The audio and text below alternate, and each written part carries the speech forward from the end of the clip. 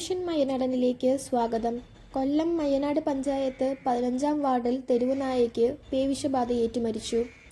മയ്യനാട് വെള്ളമണൽ സ്കൂളിന് സമീപത്തായി കണ്ടിരുന്ന തെരുവുനായ്ക്കുട്ടിയാണ് പേവിഷബാധയേറ്റ് മരിച്ചത്.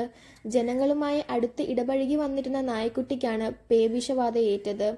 വെള്ളമണൽ സ്കൂളിന്റെ സമീപ പ്രദേശങ്ങളിൽ കണ്ട നായയുടെ പെരുമാറ്റത്തിൽ സംശയം തോന്നിയ സമീപവാസിയായ ബിൻഷ വിവരം പഞ്ചായത്ത് മെമ്പർ മയ്യനാട് സുനിലിനെ ധരിപ്പിക്കുകയായിരുന്നു.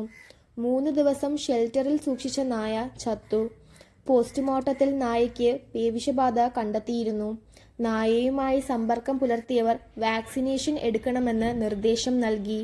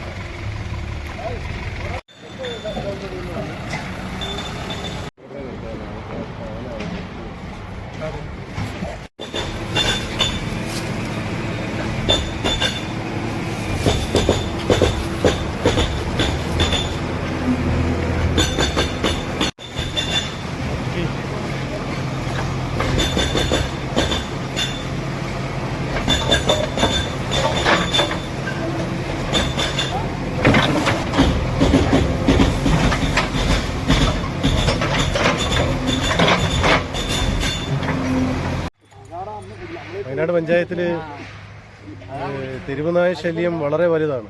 അതായത് കുറേ കാലങ്ങളായിട്ട് നമ്മൾ വയനാട് പഞ്ചായത്തിൽ തെരുവുനായകളെ വന്ധീകരിക്കുകയോ അല്ലെങ്കിൽ പിടിക്കുകയോ മറ്റു ചെയ്യുന്ന സംവിധാനം ഒരു 4-5 വർഷമായി ഇല്ല എന്നുള്ളതാണ് വാസ്തവം.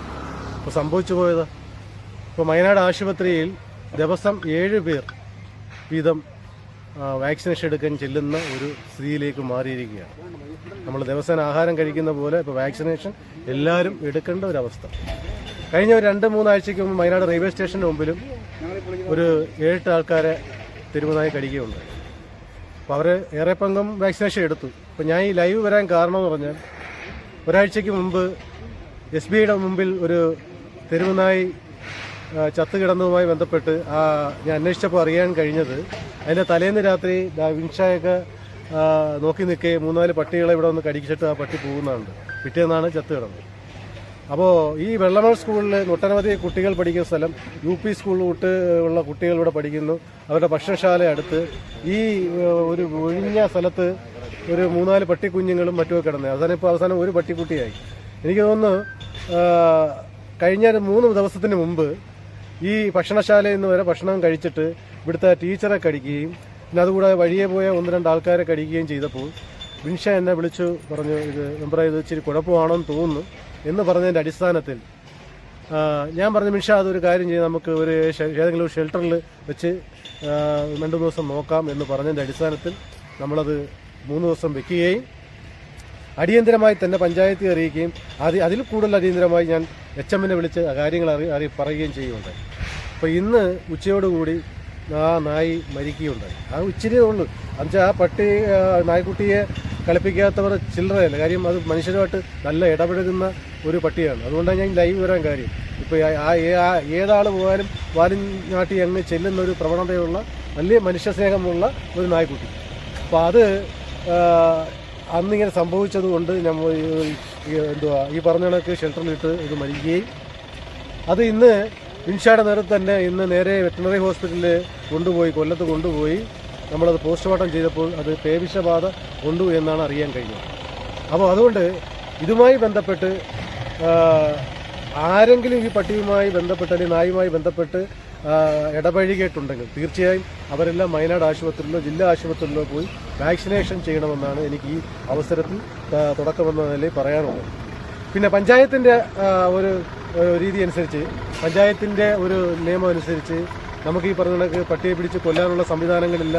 ഈ പറഞ്ഞ ഒരു തെരുവുനായെ പിടിച്ച് അല്ലെങ്കിൽ തെരുവുനായകളെ വന്ധീകരിക്കാൻ ഉള്ള സംവിധാനങ്ങളില്ല എന്നുള്ളൊരു വാസ്തവമാണ്, അത് സത്യവുമാണ്. അപ്പോൾ അടിയന്തരമായി ഡോഗ് ക്യാച്ചേഴ്സിനെ നാളെ വരുത്തുവാനും ഈ പറഞ്ഞ കണക്ക് ഈ പ്രദേശത്തുള്ള നായ്ക്കളെ വന്ധീകരിക്കുകയല്ല വാക്സിനേഷൻ ചെയ്യുവാനുള്ള സംവിധാനം ഉണ്ടാക്കുവാനുള്ള ശ്രമത്തിലാണ് ഞാൻ. അപ്പോൾ ഞാൻ ഈ പറയുന്ന എന്നെ കേൾക്കുന്ന എല്ലാവരും ഇത് മറ്റുള്ളവരോട് പറയണം. തീർച്ചയായും ഇവിടെ കൊച്ചു കുട്ടികൾ വന്നിട്ടുണ്ട്. അവരുടെ രക്ഷകർത്താക്കൾ ഈ വെള്ളമൺ സ്കൂളിൽ പഠിക്കുന്ന കുട്ടികളുടെ രക്ഷാകർത്താക്കൾ തീർച്ചയായും ആ കൊച്ചു കുട്ടികളോട് ചോദിക്കണം, ഇതുമായി കളിച്ചിട്ടുണ്ടോ, തൊട്ടിട്ടുണ്ടോ, എടുത്തിട്ടുണ്ടോ എന്ന്.